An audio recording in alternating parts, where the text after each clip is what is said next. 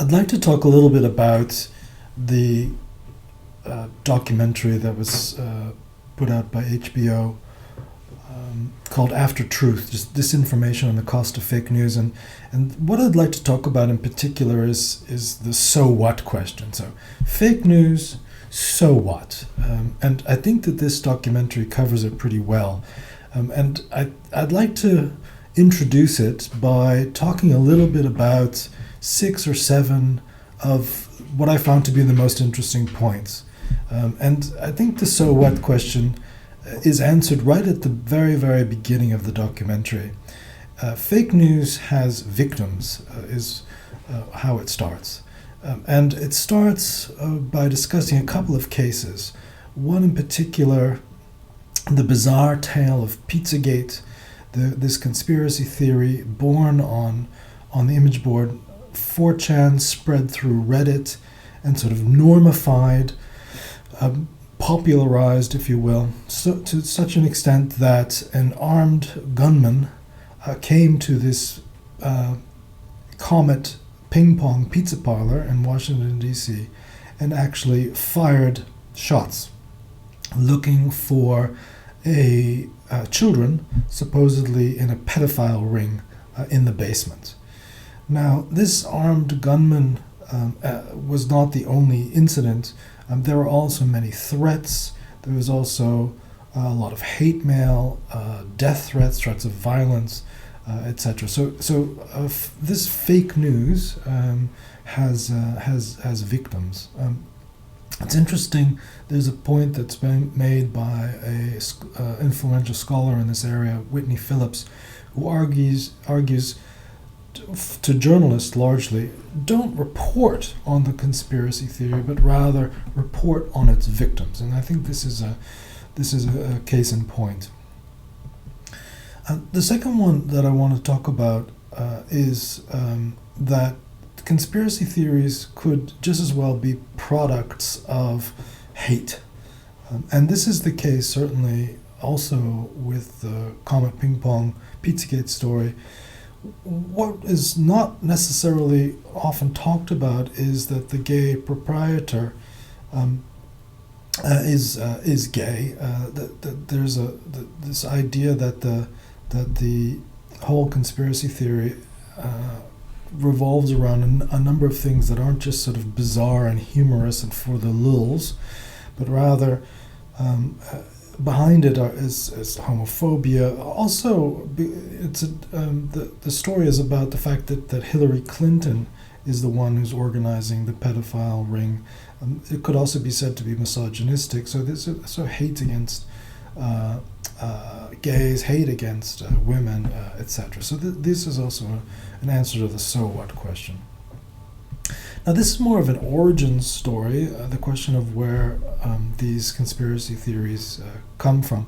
So you'll notice in the story about the series of Walmarts that were closing temporarily in particular parts of the U.S. and then specifically in Texas,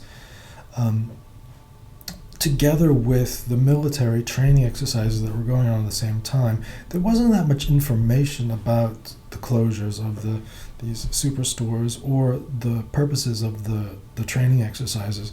And these information vacuums, or the latest keyword, data voids, could be said to be exploited or exploitable by conspiracy theorists and by sort of fake news, so-called fake news producers.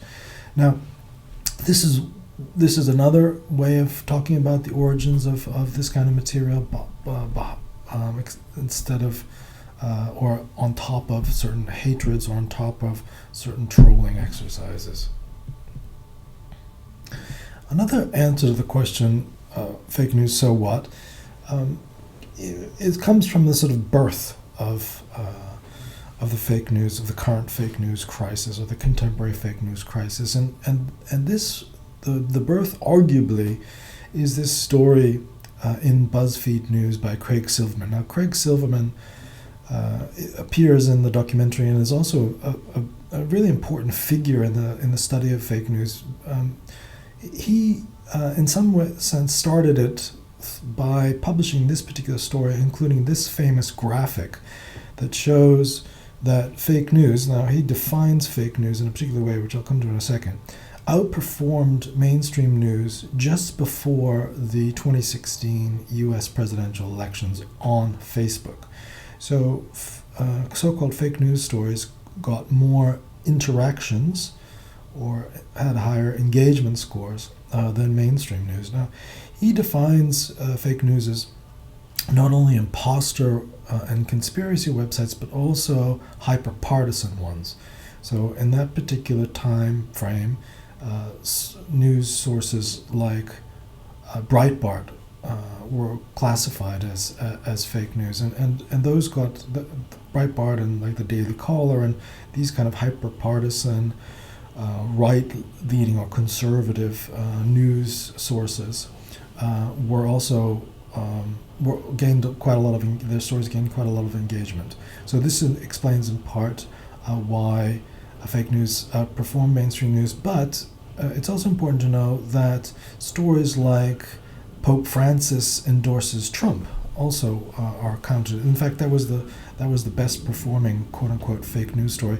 And that particular story, it's interesting to point out, started as satire and then was re-released by a sort of hyper-partisan, conspiratorial, conservative website and Facebook page called Ending the Fed, and that's when it got all its engagement. Now, fake news, so what? Well, the term has slowly been taken over by populist leaders, particularly Trump in the US, but also elsewhere. And it's now being used far less in journalistic arenas or in scholarly arenas, but rather it's now refers to this idea of using the term fake news like in the past, Lügenpresse in German and similar notions to discredit the press. And Trump has done this, and he's done this on a couple of very famous occasions. If you look in YouTube and look up Trump calls CNN reporter fake news, you'll see the power of this particular moment of shutting down the press or of silencing the press with this term. So the answer to this particular so what question is it's used as a weapon against the press or as a weapon to silence the press. Another answer to this question that comes up is that it is information that is used not only by political operatives, and you'll hear the story of quite a interesting political operative, which I'll also come to in a little bit more detail in a second. So it's used for campaigning purposes, but it's also used as information or misinformation or even disinformation in an info and propaganda war. Now, this was the case during the 2016 U.S. Elections and in the run-up to them, when, for example, and I put this up there because I find it really fascinating, that Russian operatives were able to organize competing demonstrations in the same place, pro and anti-Islam, and in I think it was in Texas, in 2016. So this information was in some ways, this kind of campaigning, so being pro or being anti, and then trying to get actual people on the ground. So this moves from the online to the ground, get people to demonstrate against each other's standpoint and do so quite vitriolically, quite with emotions high, with the temperature running really high. One of the sort of one-liners, it's the only time David Lazier actually he's a scholar at Northeastern University in the U.S.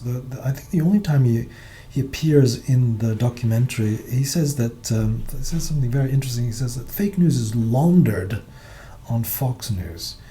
And this brings up this sort of interesting relationship between this, whether it's hyper-partisan reporting or whether it's just false stories. They then sort of gain some credence when they are sort of reported on or in some ways recycled or mentioned by Fox News. And so Fox News gives these particular stories some credibility. And in the documentary, you'll hear quite a lot about the sad story of Seth Rich, who was killed, and his death was then turned into a sort of conspiracy theory behind it.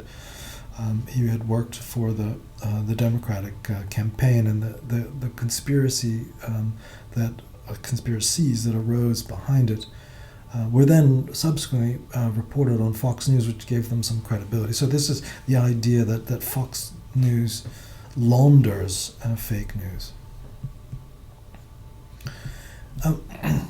Also, what's really interesting in this particular documentary is the story of how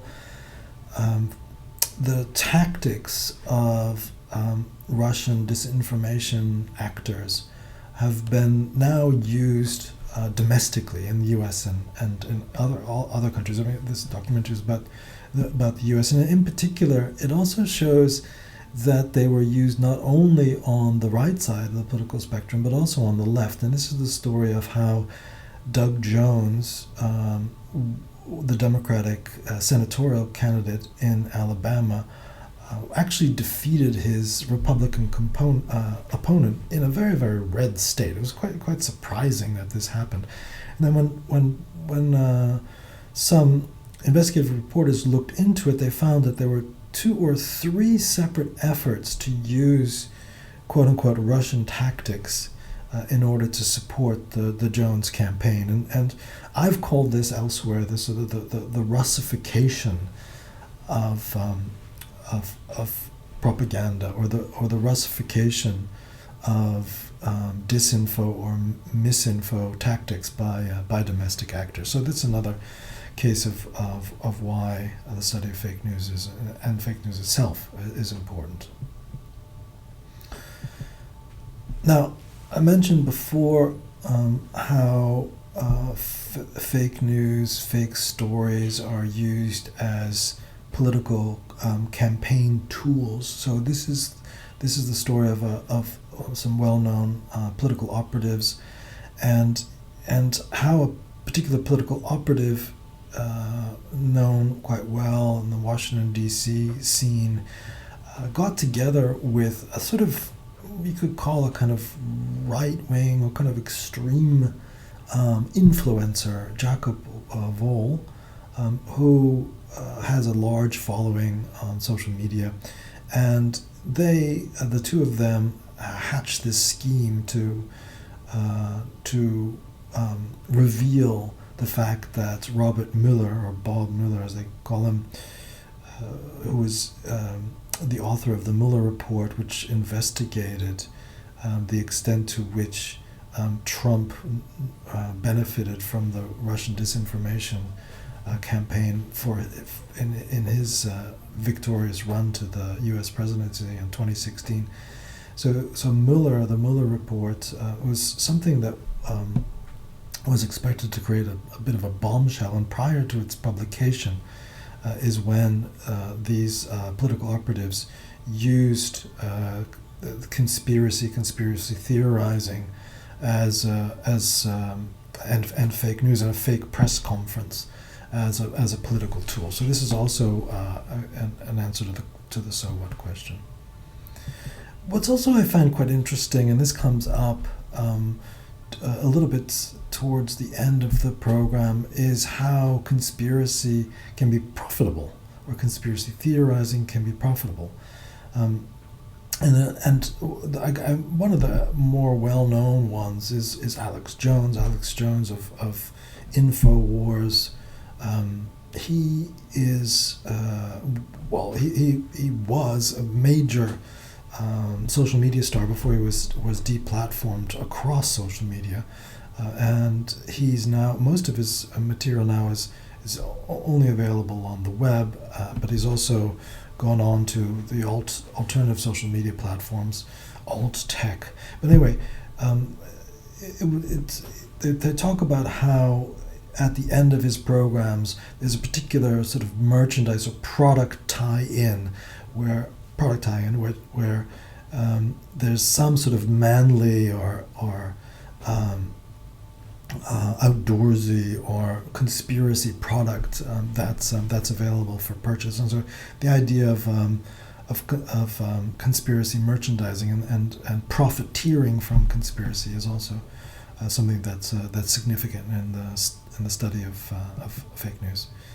And finally, they talk a little bit about in the documentary how social media companies are sort of beginning to act. Now, social media companies have been acting for, taking action against particular types of content on their platforms for some time now. So there's been content moderation, so we're going to come to that subject matter later, but there's been content moderation going on the platforms for quite some time.